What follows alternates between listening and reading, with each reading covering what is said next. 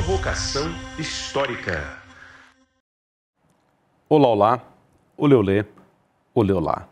Vocês sabem, está começando mais um Provocação Histórica ao vivo aqui nos canais do Instituto Conhecimento Liberta desde 2021. O Provocação Histórica narrando aqui o que interessa em termos de conflito, história, disputa, narrativa, memória, em termos de autoritarismo e democracia, ou seja, desde 2021, o Provocação Histórica está aqui com esse professor que vos fala, Lindené Pareto, que é um professor de história, um historiador no Brasil que tem um intenso, violento e virulento passado pela frente, como dizia o cronista. Então vamos curtir, compartilhar, fazer viajar, que é a palavra da história no Provocação Histórica, que está aqui no YouTube, está também no Spotify, está aí nos tocadores de vocês. Venham para o Provocação Histórica aqui nos canais do Instituto Conhecimento Liberta. Senhoras e senhores, não há nada mais implacável para os historiadores e historiadoras do que a constituição das memórias que serão objetos da história como narrativa dos acontecimentos humanos. E eu diria a vocês, como historiador e professor de história já agora há quase 20 anos, que narrar a história do Brasil é sempre um fardo brutal e implacável. Sobretudo quando a gente se dá e se vê diante de fatos, de operações como a que a gente viu na semana passada no Complexo da Penha, no Rio de Janeiro, que foi a capital do Império e da República. Um Rio de Janeiro que, vocês sabem, dos 12 milhões de africanos escravizados, recebeu 2 milhões e 100 mil africanos escravizados ao longo de séculos. Um Rio de Janeiro que sempre foi afro. Um Rio de Janeiro das comunidades, dos morros, das favelas. Um Rio de Janeiro que tantas vezes e reiteradamente viola os direitos da maioria da população. Por quê? Porque o povo preto e pardo é a maioria da população. O que a gente viu na semana passada, então, é uma história, como vocês sabem, das estruturas inteiras da história do Brasil. E é por isso que eu tenho alegria hoje aqui, também o peso e o fardo, de debater com vocês, junto com um especialista no assunto. Ele é mestre e ele estudou e estuda a história das polícias no Brasil e é um jurista, um advogado. Recebam aqui no palco do Provocação Histórica, Almir Felitti. Seja muito bem-vindo ao Provocação, meu caro. Muito obrigado por ter vindo. Eu que agradeço o convite, Lindener. Agradeço aí ao ICL, a toda a nossa audiência aí que vai acompanhar esse debate. Infelizmente, quando a gente estuda, né, a segurança pública, a gente trabalha com a segurança pública, a gente é chamado para falar sempre em situações terríveis, né? E também, infelizmente, no Brasil não faltam situações terríveis uma constante, né? Para chamar esse debate, né? Isso mostra como a gente tem que avançar nesse debate, como esse debate pouquíssimo avançou. A gente está falando de novo aqui de ocupações, de grandes operações, sem qualquer bom resultado para a nossa sociedade, sempre com resultados extremamente mortíferos, extremamente letais. E a gente está falando isso já há algumas décadas, né? Isso mostra como a gente avançou tão pouco e a gente precisa de espaços como esse aqui para debater, para dar uma nova visão para o nosso país, uma nova visão de segurança pública, de sociedade, porque não dá para a gente aceitar como normal, de novo, mais uma vez, o que aconteceu semana passada. Total, e vamos discutir o que é esse normal para o Cláudio Castro e o que é esse normal do ponto de vista histórico, mas também jurídico, que você, enfim, há tempo se dedica a estudar. Está aqui em minhas mãos, ó senhoras e senhores, voz de minha alma, História da Polícia no Brasil, Estado de Exceção Permanente. Almir Felitti vai explicar aqui pra gente, num livro publicado recentemente, 2023, ainda é o longo 2023, porque, como ele bem disse, essa história aqui, ó, é a história que as pessoas têm evitado discutir, mas que é fundamental discutir. Afinal, para que serve a polícia? Ela serve para algumas coisas, muitas coisas, né? Nem todo policial, mas sempre um policial. Quer dizer, o que é Estado de Exceção Permanente? Livraço aqui da Autonomia Literária em minhas mãos, do Almir Felitti. Almir, vamos do presente para o passado, então, né? Eu acho que, claro, para um público progressista, que em geral assiste a gente, mas também para um público que está um tanto confuso em relação ao uso dos termos. Quer dizer, dizer que a mega operação, né? Qual é o nome oficial da operação da semana passada? Era operação... Tem um termo específico que eles usaram, agora. Concepção, não lembro agora. Enfim, essa mega operação, ela... Por que ela tem que ser chamada de chacina? Linder, eu acho que não tem como, professor, a gente não dar esse nome, chacina, massacre, né? Como foi o massacre do Carandiru, como foi a chacina da Candelária, né? A chacina da Cabula, na Bahia, da Messejana, no Ceará, né? Tantas e tantas. O Brasil é feito de chacina. O Brasil é feito de chacinas, né? Eldorado dos Carajás. Se a gente ficar enumerando aqui, né, a gente não vai parar nunca. Isso mostra que a gente está diante, não de uma fatalidade, não é de um erro, não é de uma falta de planejamento. Na verdade, isso mostra como a gente está diante de um projeto político. Um projeto político que é baseado em chacinas, que é baseado numa violência constante das instituições policiais contra a própria sociedade, contra comunidades periféricas, contra favelas, né? Então, eu acho importante a gente chamar as coisas pelo nome. Eu vi, logo que aconteceu a Operação do Rio, né? O governo do Rio, Cláudio Castro, o governador, tentou levantar ali um debate de que ele não teria sido auxiliado pelo governo federal e então o planejamento teria ficado de alguma forma prejudicado por conta disso. O governo Lula ignorou. Porque o governo Lula teria ignorado os seus chamados. Assim, uma operação que termina com uma pessoa morta já é uma grande fatalidade. E uma pessoa morta, talvez a gente possa pensar que tenha tido algum erro ou alguma falta de planejamento, mas uma operação que termina com quase 150 mortes, mais de 130 mortes, acredito que foi o número final, a contagem não parava, né?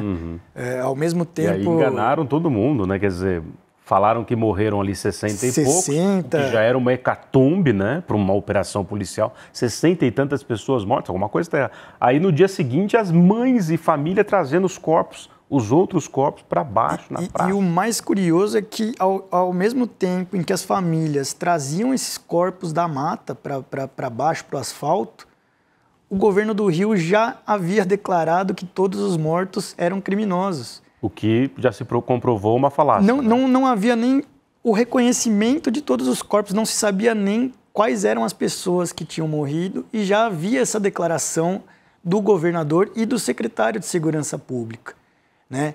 Então isso mostra como a gente está ali diante de um projeto em que tudo é justificado, né? Os fatos sequer tinham sido apurados, mas já havia uma justificativa. Todos eram bandidos, todos com algum tipo de passagem, todos estavam na denúncia, na investigação. Depois os fatos começam a aparecer, né? Uma série de pessoas sequer investigado, uma série de pessoas... 14, 15, nem passagem na polícia. Sequer com passagem pela polícia, e não que isso fosse justificar, né? Mas você vai vendo como, né, esse castelo de cartas, né, dos argumentos do governo do Rio vão caindo com muita velocidade, porque a narrativa já estava preparada antes mesmo da operação acontecer.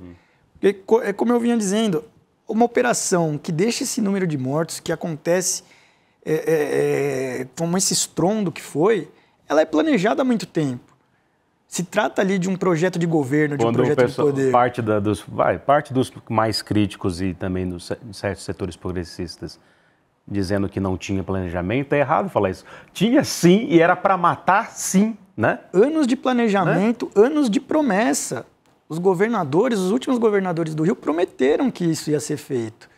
O discurso sobre ocupações, uma nova onda de ocupações, né? Além de uma onda de ocupações que já foi vivida no Rio de Janeiro na década passada, com a implementação das UPPs e tudo mais. Né? Nesse meio tempo, a gente tem intervenção militar no Rio de Janeiro também, vamos lembrar, durante o golpe. Um general que depois com o governo Temer. Vice-presidente, né? E com um general que depois viria a ser vice-presidente do Brasil. Então, assim, a gente já vivia essa promessa de que essa política não tinha acabado, de que ela ia continuar a ser implementada, né? Já no último governo, aquele governo desastroso do Wilson Witzel, né, em que ele dizia para mirar na cabecinha, né, em que ele chegou... Eu não sei se lembram mais da frase da cabecinha, pouca gente lembra que ele falou sobre um míssil na favela, né, sobre a possibilidade de jogar um míssil na favela. Né? Assim, é uma política pública no Brasil todo, mas no Rio com um tom assim um pouco mais além, é que basicamente a gente pode comparar, por exemplo, com uma política que a gente vê sendo implantada num território como a faixa de Gaza. Total. Né? Se torna ali um território pária, né? Um campo de transforma-se um território num campo de concentração em que todos ali, independente de qualquer investigação, independente de qualquer informação, todos são tratados de alguma forma como um inimigo, como um bandido, como um criminoso, da criancinha mais nova ao idoso mais velho da favela, todos são tratados dentro de um grande pacote ali de bandidos, né, de terroristas.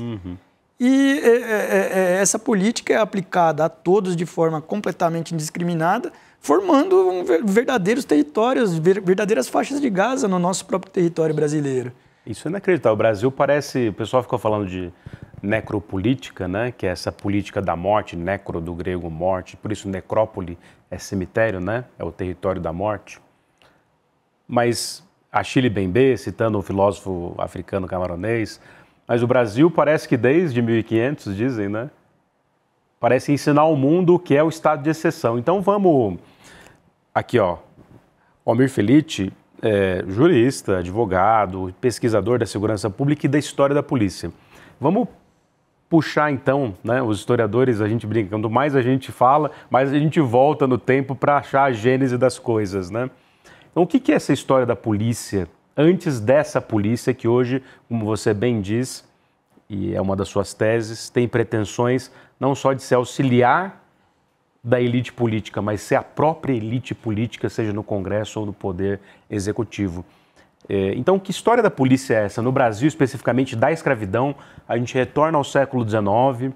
Fala um pouco para a gente dessa gênese no século XIX da polícia brasileira. Professor, eu tento não voltar, não cair, às vezes eu acho que, né, um erro que muitos pesquisadores caem de voltar assim num eterno passado, né? A gente volta na Roma antiga, vai até o Big Bang, né? Como se o Big Bang tivesse uma relação com o que está acontecendo hoje, né? E tem naqueles de alguma forma tem também, né? Mas a história das polícias ela vai estar muito ligada à formação dos estados modernos no mundo todo, do capitalismo moderno no mundo todo, né? Ela é uma instituição típica do Estado burguês, típico do Estado moderno burguês. Isso não vai ser uma exclusividade do Brasil. No Brasil, o que a gente vai observar, e aí é algo que eu tento trazer assim com muita clareza no livro, e é uma coincidência que não deve ser chamada de coincidência, né? Ela tem uma relação, são dois fatos que têm uma relação direta. Se a gente for analisar o desenvolvimento das legislações policiais e penais no Brasil, eles têm uma coincidência histórica enorme com as nossas leis abolicionistas, com o processo abolicionista da escravidão no Brasil. Né? A primeira lei abolicionista aí que vai surgir com mais força no nosso país, ela vem em 1831. Ventre livre, né? Lei Eusébio Queiroz, na verdade. Depois tem a lei internacional, Lei Bill Aberdeen. Depois, Lei do Ventre Livre, Lei dos Sexagenários. Né? É um processo longo, o processo abolicionista brasileiro. Né? Ele começa... Na verdade, até seguindo assim, bem o que diz o Clóvis Moura, né? O processo abolicionista ele ganha muita força no processo de independência do Brasil, porque os movimentos mais radicais de independência são justamente os movimentos que contam com a participação de negros escravizados e negros libertos.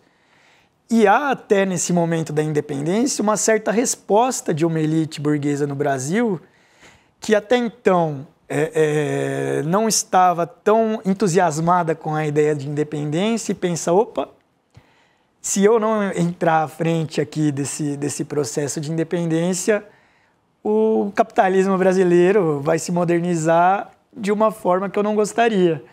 Né? Então, você tem na virada ali do século uma entrada mais forte, principalmente de uma burguesia agrária, né, nesses movimentos de independência.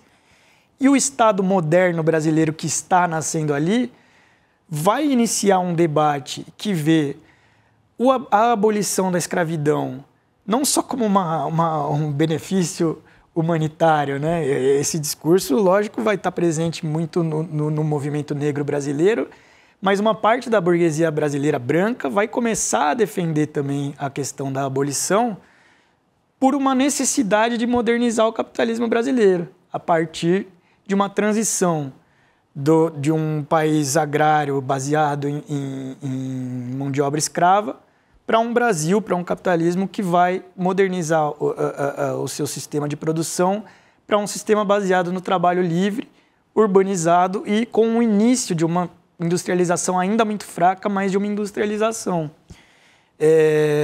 E a partir desse momento, a questão racial ela é extremamente importante para a gente entender como as coisas vão se definindo no Brasil, principalmente a questão policial. Porque esse processo de modernização ele vai ser feito em conjunto com outros processos. Por exemplo, é a da importação de mão de obra branca para o Brasil. Uhum. A gente já tinha uma grande massa de trabalhadores aqui no Brasil, mas se faz essa escolha, até por uma série de questões, inclusive por subordinação a políticas imperialistas, se faz uma importação de trabalhadores brancos, né, italianos, portugueses, espanhóis, de várias partes da Europa. Um excedente de trabalhadores da Europa é importado aqui para o Brasil e vem compor a classe trabalhadora brasileira, entre várias opressões, com um ou outro privilégio em relação à população negra que aqui já estava. Né? A população branca ela vai chegar aqui no Brasil com algum acesso à política de terra, com algum acesso à política de emprego. Né? A gente pega os censos da época, as indústrias que estavam nascendo na época, elas vão ter uma razão desproporcional de trabalhadores brancos. Uhum. Embora o Brasil ainda fosse muito mais negro, e é importante a gente lembrar isso, o Brasil já foi, inclusive, muito mais negro e muito mais indígena do que a gente passou por um processo de embranquecimento na virada do século XX para o século XX. Né? A gente observa, a partir desses censos, como tinha uma razão completamente desproporcional de trabalhadores brancos nesses postos de trabalho formais. Né? Então, ao mesmo tempo em que há essa importação, a população negra, que aqui já estava muito mais tempo que a população branca, ela vai passar de uma situação de escravidão para uma situação de marginalização. Né? Que é o pós-abolição, né? Ela é jogada ao ócio. Ao longo do século XIX, ela vai ser toda jogada ao ócio, formando ali o que a gente chama de exército de reserva industrial, de certa forma causando uma pressão que baixa a demanda salarial no Brasil. Né? É um projeto de modernização capitalista muito bem pensado, a partir de uma estrutura completamente racista. E essa população negra ela vai compor essa franja marginalizada da nossa população, essa franja de ociosos da nossa população, porque ela não tem acesso à política de emprego, ela não tem acesso à política de moradia, não tem acesso à política de terra.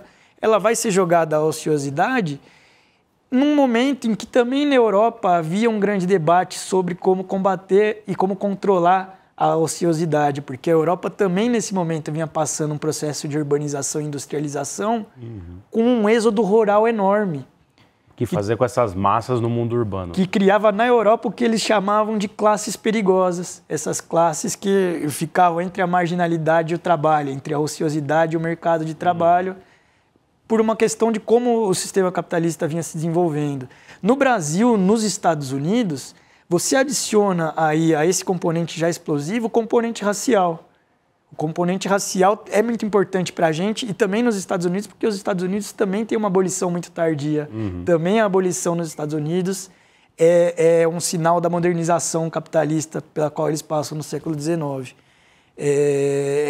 E nesse momento, né, em que começa a surgir essa nova classe trabalhadora livre, essa classe de ociosos no Brasil, começa também a surgir uma nova burguesia que vai se estruturar a partir da máquina estatal brasileira.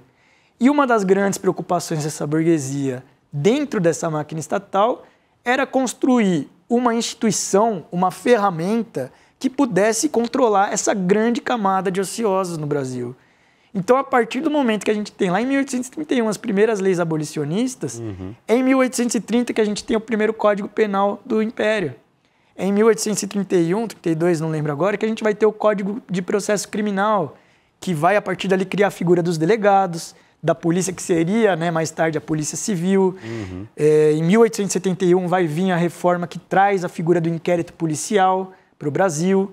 Em 1831, a gente tem uma reforma que prevê a possibilidade das províncias criarem as suas próprias guardas militarizadas, que é tida como a origem das polícias militares no Brasil. A Guarda Nacional, né? A Guarda Nacional e a possibilidade que cada província crie uma guarda parecida com a Guarda Nacional dentro dos seus estados, né? Então, embora a gente tenha aí alguns, eu acho que 3 exemplos no Brasil de polícias militares que vêm antes disso, o grosso das polícias militares, né, a grande maioria das polícias militares vai ser criada a partir dessa lei de 1831. Então, é aí que eu caio naquela frase que eu costumo repetir muito sobre esse período. A gente criou dentro da própria esquerda uma noção de que a polícia ela havia sido criada para perseguir negros escravizados. E a realidade brasileira é infinitamente mais racista do que essa, porque a gente criou a polícia no Brasil não para perseguir negros escravizados, mas os livres. Mas os negros livres. Né? Então, junto à estruturação de todas essas instituições policiais no século XIX, a gente tem, por exemplo, uma figura penal que vai ser amplamente usada no país, até a República Velha, até depois da Era Vargas, inclusive, que é o crime de vadiagem. Parece bobagem, parece pouco. O crime de vadiagem, em alguns momentos da história, chegou a representar 80% da população carcerária do Brasil. Tá na Constituição de 1891, mas estava antes já, né? Ela já vinha, se eu não me engano, era uma figura já do direito português.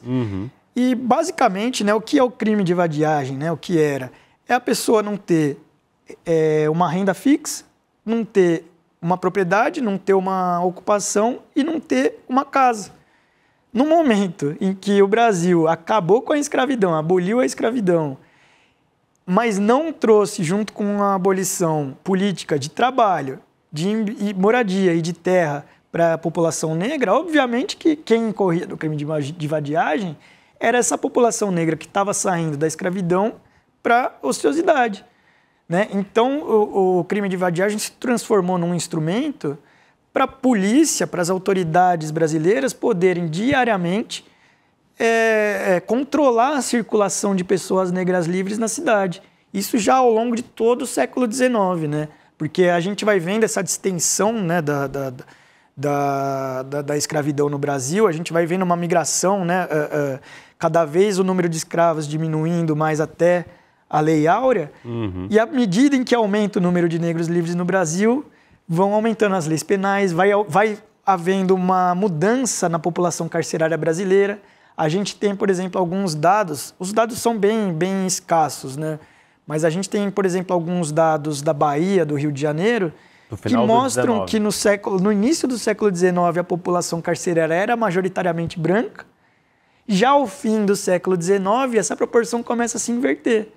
A população carcerária passa a se tornar negra justamente por uma obviedade. Antes, a população negra estava sujeita ao controle privado.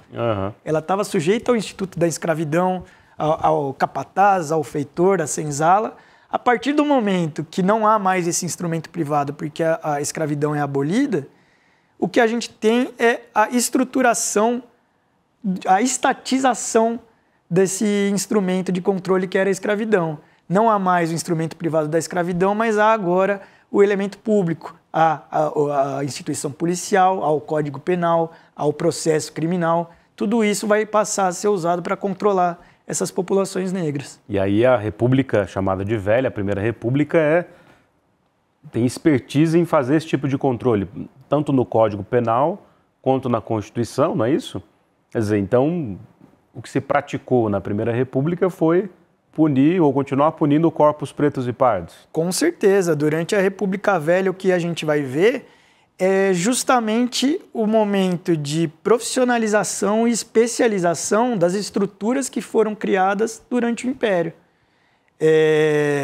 Não há uma mudança radical no modo como elas funcionam ou no objetivo para o qual elas funcionam. E é muito importante falar isso do objetivo aqui, porque hoje a gente debate a redução dos índices criminais, como a polícia vai fazer para combater o crime organizado, para reduzir a sensação de segurança. Esses debates são extremamente modernos.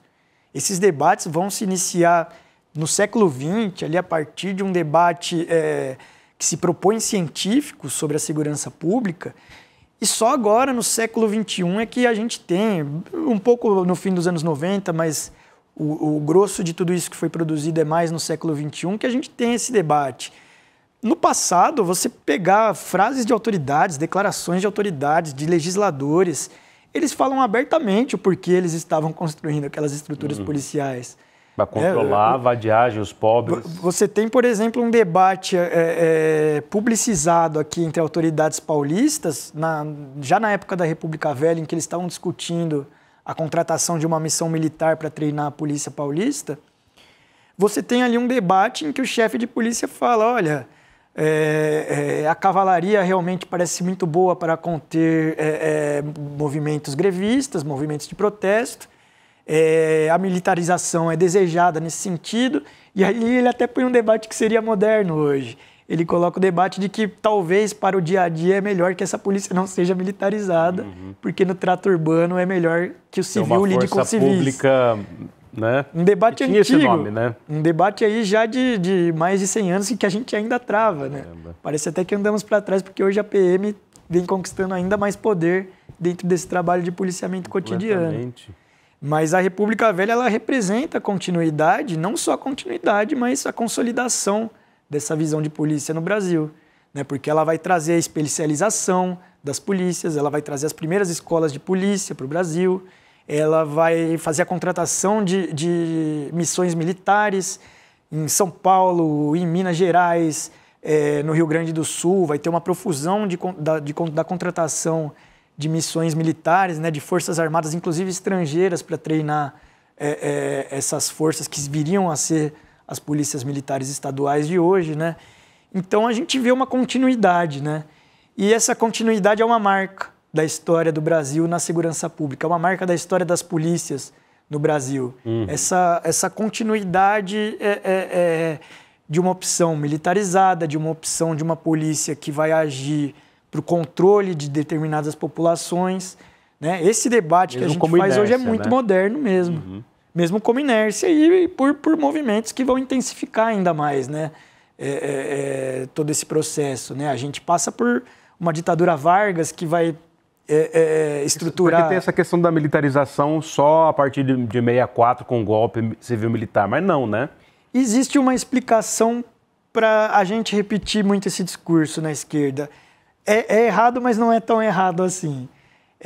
De fato, a gente vai ter um movimento muito importante que define o que é a PM hoje, ocorrendo na ditadura militar, né? Mas, como eu trouxe aqui, a história da Polícia Militar ela vai remeter lá ao século XIX, a esse período em que a gente está fazendo a transição do trabalho escravo para o trabalho livre. E a PM, no geral, durante todo esse período, durante Império, República Velha, ditadura Vargas, até a Primeira República Brasileira, ela tem um papel muito diferente do que ela tem hoje. Ela, de fato, é uma polícia militar que permanece a maior parte do seu tempo aquartelada, né? Havia pouco uso da polícia militar no cotidiano da sociedade brasileira. O cotidiano era feito pelo delegado de polícia, pelos inspetores de polícia, né? Por algumas guardas civis que eram municipalizadas, algumas estaduais, mas por guardas civis, né? E esse controle da vadiagem era feito por policiais civis, né? Os termos de bem viver, que são uma espécie de ainda pseudo-inquérito, né? Não era nem um inquérito policial, eram feitos pelas polícias civis. E a polícia militar ela era chamada para movimentos de grande vulto, né?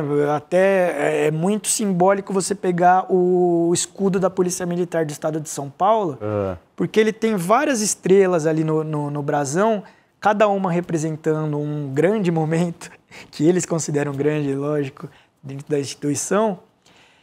E você pega quais são esses momentos. A incursão na Guerra dos Canudos, a repressão à guerra do contestado, quer dizer, inclusive em outros estados, a PM paulista ia atuar. E é assim como curioso eles PMs. ficarem reclamando, claro, não vamos passar pano para a bandidagem, mas não, porque estava cheio de bandidos de outros estados lá no complexo da PM. Bom, a polícia, com sua violência, exporta sua violência para outros estados do Brasil também. Mas é uma máquina de moer policial também, gente. Né? Inclusive, quando rolou agora esse consórcio da paz, né, que os governadores chamaram... Quase morri, né? Quase chutei a TV. É uma ironia macabra, né? Eles se chamarem de consórcio da paz. E de uma disfarçatez, o Zema, cara, ele é a nova expressão do neofascismo completa, né? E eles chegam a propor ali um certo intercâmbio entre os policiais. Eles propõem, o Tarcísio propõe, o Caiado propõe enviar policiais militares ao Rio de Janeiro. Isso me lembra muito essa época da República Velha, em que isso era um expediente comum. Eles trocavam toda hora... para reprimir a revolta da vacina, veio policiais de São Paulo, foram para o Rio, né? Canudos teve a participação de várias polícias militares do país inteiro, né? Então era um expediente comum que até mostrava a rivalidade dos estados entre si, né? No meio daquela política dos governadores. E numa época em que manter uma PM estruturada, manter o que a gente chama de pequeno exército estadual, era também uma forma de se manter livre de alguma intervenção do governo federal, da União. Debate que a gente também pode travar aqui, que está acontecendo nesse exato momento com a PEC da Segurança Pública. Né? Para você ver como a gente se repete, né? Porque a forma da República está aí ainda, né? Exatamente. Não é? E na época, a PM de São Paulo tinha o apelido, né, de Pequeno Exército Paulista.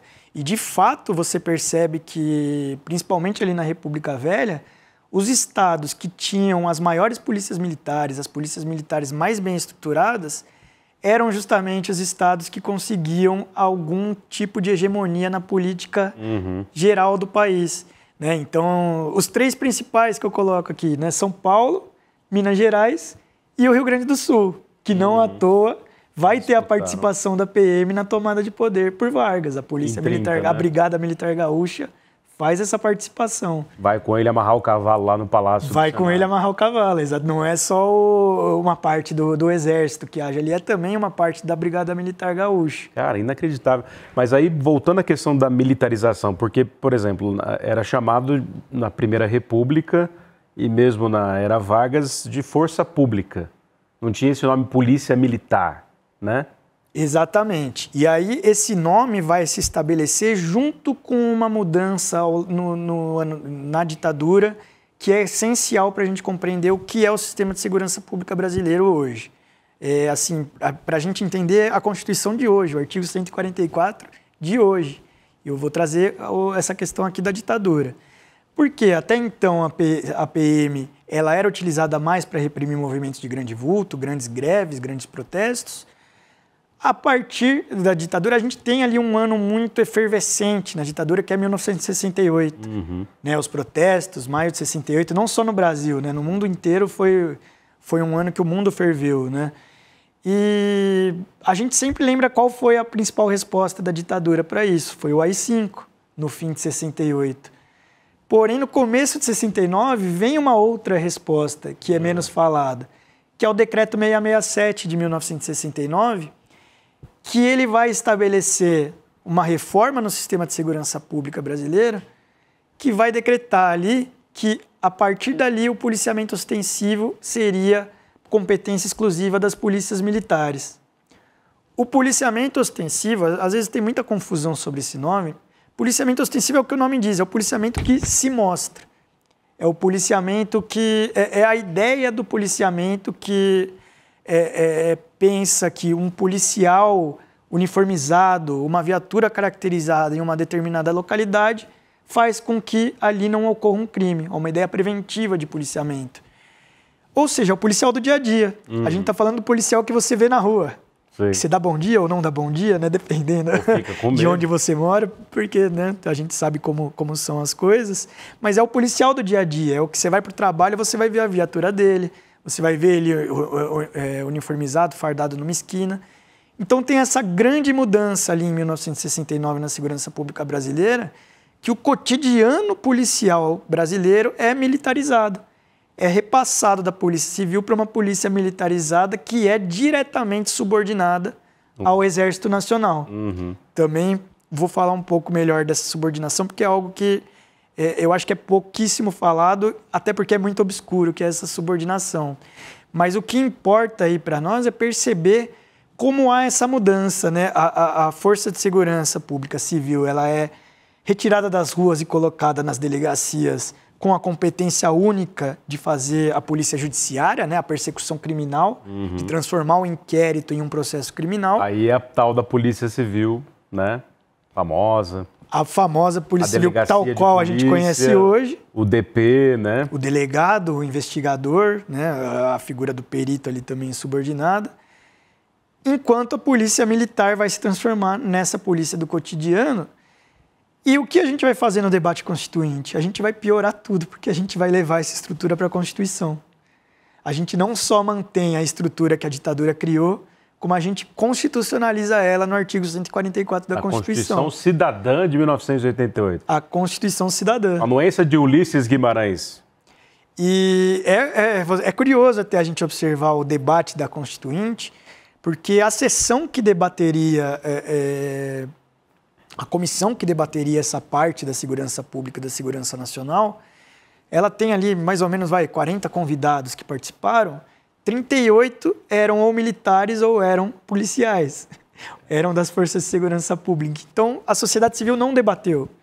Foi imposto pelas forças de segurança e pelos militares. Um dos grandes elementos do que restou da ditadura, né? A gente lembra da anistia. Mas é isso. Para pior do que a anistia, pior do que o perdão, foi mecanismos que a gente criou dentro da nossa própria democracia para que se continuassem com as políticas da ditadura, né? E essa estrutura policial, esse ciclo fracionado de policiamento, com uma PM realizando o policiamento cotidiano, por isso as pessoas dizem que a gente está lidando com um filhote da ditadura, né? Com uma cria da ditadura. Porque é nesse momento, é na ditadura que se faz esse estabelecimento da nossa estrutura e a gente constitucionaliza depois. E uma PM que não só ela é militarizada, né? Hierarquizada militarmente, equipada militarmente, como ela é também subordinada às Forças Armadas, ao Exército Nacional, em dispositivos legais extremamente obscuros que, assim, até mesmo pesquisadores do tema têm dificuldade de explicar até que nível se dá essa subordinação, né? A gente tem oficialmente, por exemplo, uma Inspetoria Geral das Polícias Militares, que ela é subordinada ao Comando de Operações Terrestres do Exército. Ela realiza inspeções, fiscalizações nas polícias militares. Você entra no site oficial deles, por exemplo, que é um site capenga, parece assim uma coisa antiga até, bem para não informar, gente, bem para você ter dificuldade de pegar informações. Não há transparência mesmo. alguma, né? É a transparência por mediocridade, né? Você deixa as coisas menos transparentes a partir de um serviço mal feito. Então é muito difícil mesmo pesquisar coisas sobre o tema. Você tem essas inspetorias e você tem algo ainda mais obscuro, que é a regulação de que os sistemas de inteligência da polícia militar, as P2, né, as famosas P2, são subordinadas diretamente ao Sistema Nacional de Informação do Exército. O que significa isso? Em que medida há essa troca de informação? Como isso quebra o pacto federativo, porque o chefe da PM é o governador e o secretário de segurança, mas ele presta uma informação direta ao Exército Nacional, né? Então se quebra aí esse pacto federativo para manter essa subordinação completamente obscura ao Exército Nacional. E a gente sabe de todas as polêmicas que envolvem um trabalho de P2 da Polícia Militar. A gente sabe que é um trabalho que não está envolvido, não está infiltrado só no crime. P2 é um infiltrado. Em 2013 a gente ouviu muito essa palavra do P2 porque a gente tinha PM infiltrado em movimento social. Qual que é a tradução literal do... Ela vem de uma divisão que existia nos tempos da ditadura, inclusive entre P1 e P2. Cada polícia cada P se relacionava a um tipo de policiamento, né? E no caso o P2 era justamente policiamento de inteligência. E acabou que ficou nessa nomenclatura. Eu acho que ela nem é oficial hoje em dia, ela na língua falada mesmo, popular. Que ficou o P2. E aí foram infiltrados em 2013 a rodo, né? A rodo. Foram fundamentais para aquela virada reacionária das manifestações, não foram? Com certeza, né? Porque a gente lembra, né, que eles agiram até com aquela questão dos agentes provocadores, né? Cenas de gente que acabou de quebrar alguma coisa e pulava para dentro do cordão policial e era acolhida depois, né? É um trabalho de inteligência, como funciona mesmo a inteligência policial, subordinada ali a um meio militar, e a gente sabe de toda a questão que existe entre militares e governo civil no Brasil.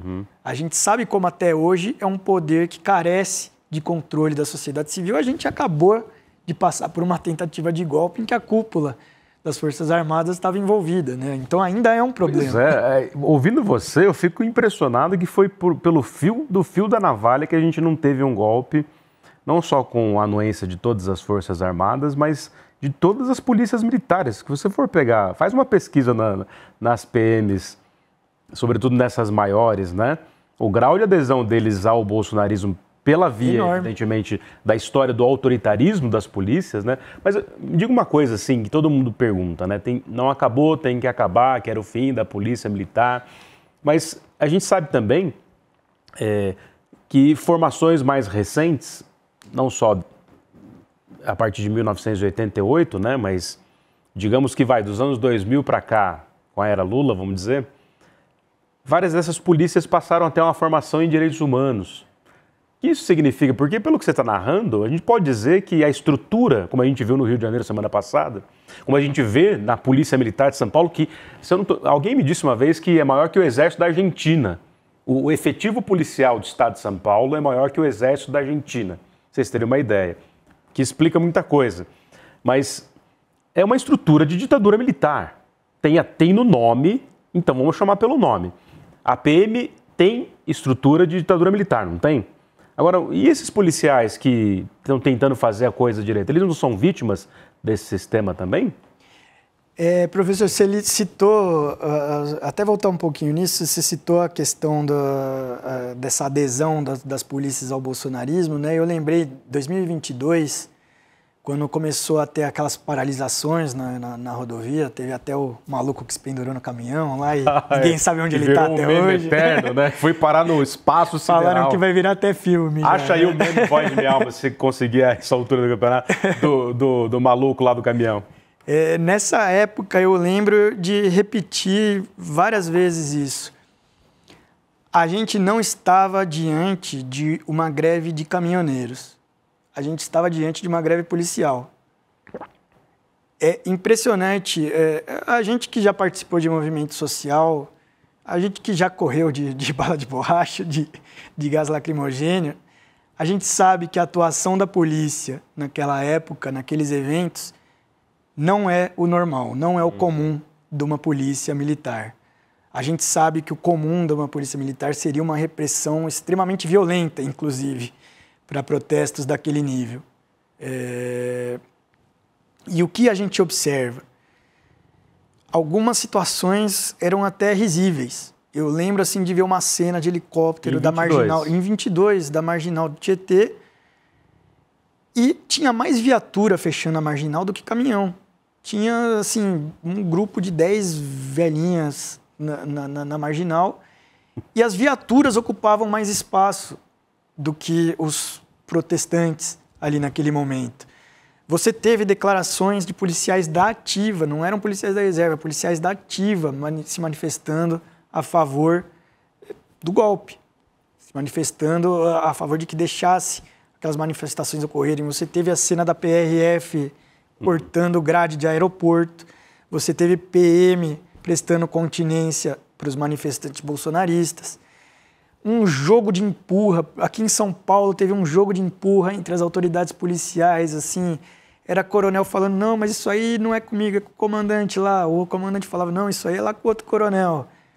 Dando entrevista, parecia que eles estavam rindo da nossa cara. Peraí, desculpa, parecia que eles estavam fazendo isso, ó. Põe na tela aqui, Voz de Minha Alma. Né?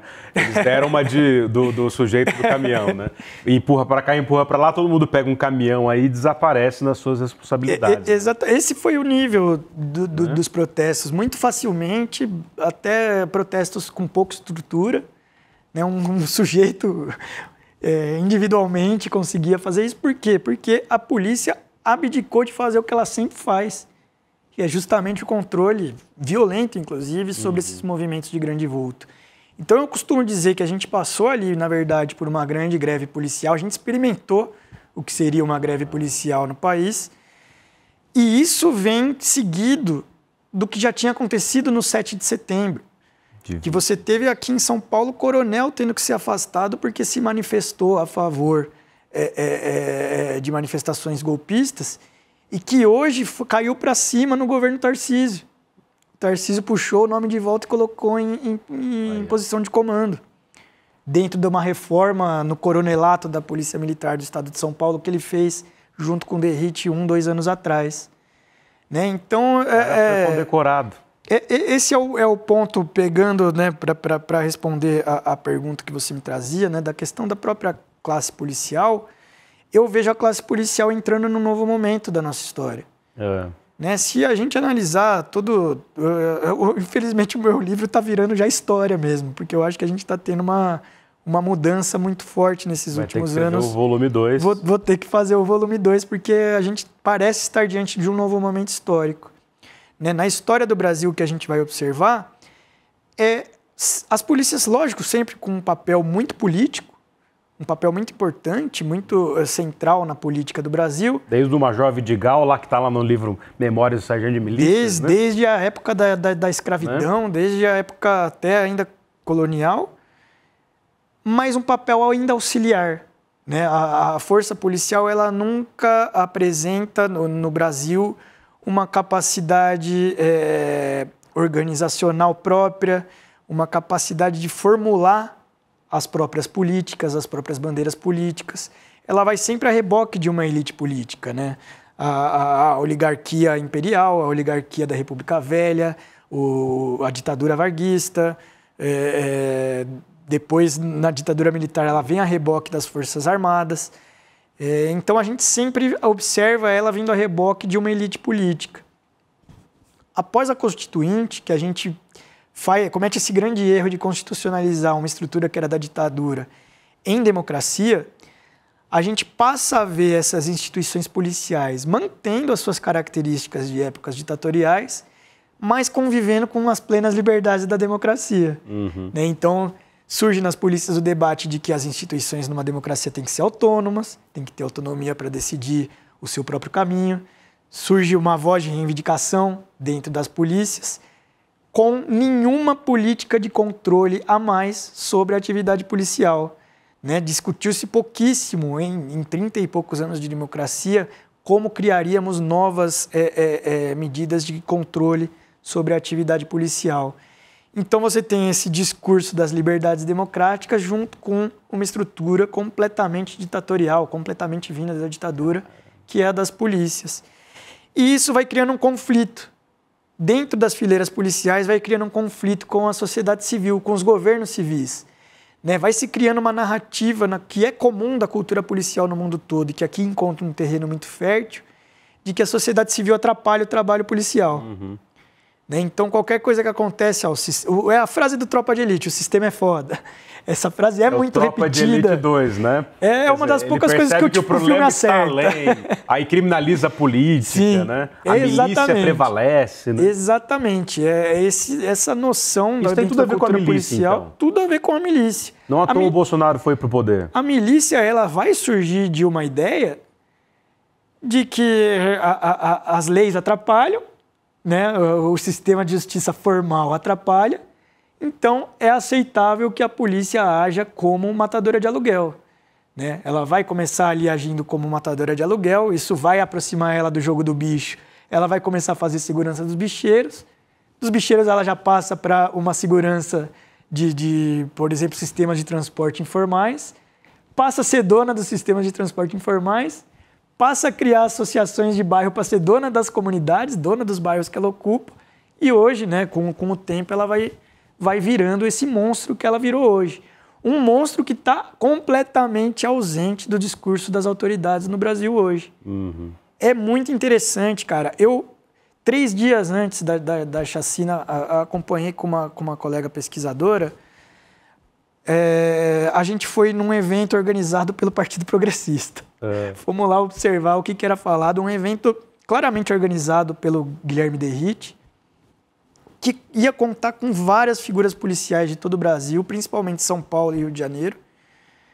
Policiais fardados foram palestrar no evento, e o evento era organizado pela Fundação do Partido Progressista, o que eu acredito que não seja legal, né? Acredito que seja uma prática ilegal, mas policiais fardados e da ativa subiram para fazer discursos lá, e eles traziam ali muito desse discurso agora, tentando fazer o link da questão das facções com o terrorismo, né? Que é uma pauta que eu acho que a gente também vai acabar debatendo aqui. Que é associar o Comando Vermelho e outras bandidagens ao narcoterror. Ao narcoterror. Por que não é narcoterror? É importante o público saber isso. Vou chegar nesse ponto também, mas era muito interessante ver que como eles constroem essa narrativa. Eu ouvi essa frase lá, de um juiz. Ele disse, esqueça a guerra às drogas. A gente já está em outra prateleira. Esqueça a guerra às drogas. Esqueça a guerra às drogas. E isso está muito presente em toda a cúpula de segurança do Rio. Está começando a estar presente também aqui na cúpula de segurança de São Paulo. A guerra às drogas já está virando algo secundário no discurso político da segurança pública da direita. Agora, o que eles pregam é a existência de uma guerra territorial no Brasil. O que é muito curioso, porque há um paradigma do crime territorial no Rio de Janeiro, sim, não vamos negar esse fato.